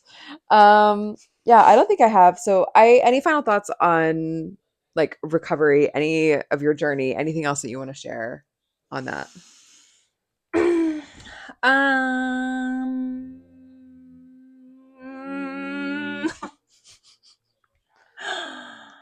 I don't think so. Okay. I mean, as soon as I stop and like the day goes on and I go pee because I've really needed to To pee go. for like 30 minutes now, I will probably think of stuff, but But for now, yeah, for now, that's all. I feel like this has been very enlightening Hmm. um for me because I didn't really know what to expect. I knew we would talk about this stuff, Yeah. but every time that I have been in any type of a public setting talking about this, it is kind of redundant Hmm. because they kind of just like give me a microphone, so to speak, and they're like, share your story, Hmm. So it's all me talking. It's Yeah. not like people are asking questions or like wanting to know things. So a lot of the things that you asked are like, oh, I've never actually had to like Think about think that. about that. Yeah. Yeah. So Yeah. I think that I've always said, I mean, I think that you would be amazing for someone to like have as a resource for like that. Like I think you'd be like the best like counselor or like sponsor or whatever, like Yeah. anything. Like Well, thank you. And you know what? So, like I said, I mean, I said before we were on the podcast, but like, I have just been very open to like figuring out what my purpose is. And I've actually talked with my therapist a lot about this, mhm, how things are just starting to line up, like this year specifically, for me to be more open to whatever my purpose is. mhm, And like I said before, I have gotten asked multiple times now, randomly, by mhm, people who don't even know me, if I want to be on a podcast and like talk about this stuff. mhm, Um, but also, people have mentioned like what we were talking about before, like writing a book, mhm. and people, I don't know. I don't know where I'm going with this at this point, but It's that you should share your story and your experiences. yeah. Yeah. Like And so Charles, like that might be, I'm very open to the fact that that might be an avenue. And this is another thing too. Literally in the last 2 weeks, mhm, um two different people have reached out to me, so random. Like one person I never talk to. Like they're a close family friend, but I never talk to one on one. I just like see them with, whoever. yeah. Yeah. Um, they reached out to me, and another person who I used to be very close with, but we haven't talked really, like really talked in years. They both reached out to me and they were like, I have a friend who I'm pretty sure has relapsed, or I'm pretty sure is using, and I don't know what to do. Can you call me? And in the last 2 weeks, I have spent hours on the phone with them, Mhm. trying to help them like initiate these conversations or Yeah. get their friends in somewhere, or like texting back and forth giving me updates about what the situation is. And so yeah, it's just been very validating, I Yeah. guess, that like people are at this time in my life when I'm like open to what my purpose is and Mhm. aware of what my purpose is, to like just having all of these quote unquote coincidences, which I don't believe in anymore, happening at the same time. It's very Yeah. interesting. Yeah. Well, be on the lookout for Kari's book when it comes out. Yeah. Otherwise, yeah, I don't think I have anything else. I mean, I'm glad that you came on. So thank you for chit-chatting with me. I had other questions, like just stupid questions, and I don't even remember what they were. Like I wrote them down, but like they were not. I was like, what's the cringiest thing that we did when we were younger? Oh, so much. So many. So much. That would have to be a whole Oh, another. really quickly, I will answer that very, very quickly because I won't go into the story. We'll just leave them with a little tidbit of information. It was when we created backstories for each other with accents included, and went to the grocery store to show them off. That's the Oh cringiest my thing, I think. God. I think that is way cringier than our YouTube videos, which Oh may or may God. not still be out there. Why did we do that? I really don't know. That's God, why, we stayed up at Winn-Dixie. yeah. I don't, Why? We were 14. Why were we at Winn-Dixie? literally just for attention. Just to go to That's Winn-Dixie. like just to show people that We we could go there. sucked at an accent with a backstory. Like we were not going there with money to buy Nope. groceries. We were going there to put on a play, and For the patrons hopefully of Winn-Dixie. yes, somebody would see it. A Like talent scout, they're like, oh my God, we need these girls. yeah. And validate our bad accents. God, yeah. That was, I forgot about that. I blocked that out. Mm-hmm. I was gonna say not the cringiest, but one of my favorites was when we lived on Cayuga. I think that we like used chalk to make like a stage, Mm-hmm. Probably. and we were like singing out there. I don't Yeah. know what we were singing, but Oh my god. no. Wrong house, but same idea. No, I know. You just said chalk to draw, and I was like, ooh, cringy. Oh God. Yeah. Yeah, another cringy thing. Speaking of Buffy the Vampire Slayer, Oh yeah. we fought trees We sure in did. our backyard. We slayed We those slayed. trees. We slayed those trees. Yep. On that note, be sure to check out our MySpace. Put us on your top 8. Yeah. I downloaded my photo bucket Oh, the other did day. Yeah, you? so I'll show you. Oh my God. Maybe I'll post some pics. I don't know. We'll see. Yeah. Yeah. But anyway, yeah, maybe more nostalgia to come next time. We'll find the movie that Kari was inspired by for Colin Yeah, we'll Farrell. figure out where Colin Farrell came from. We will. On that note, BBs, thanks for tuning in. You're a lovely co-host. Caitlin will be back next week. My leg is asleep. I also, Ow. well, It was like cramping at the same time. Sorry to make that so awkward. On that note, we've got to go. Thanks, BBs. Give us 5 stars, like, and Okay. subscribe. Mwah, mwah, mwah, mwah, mwah. Follow us. We'll see you later.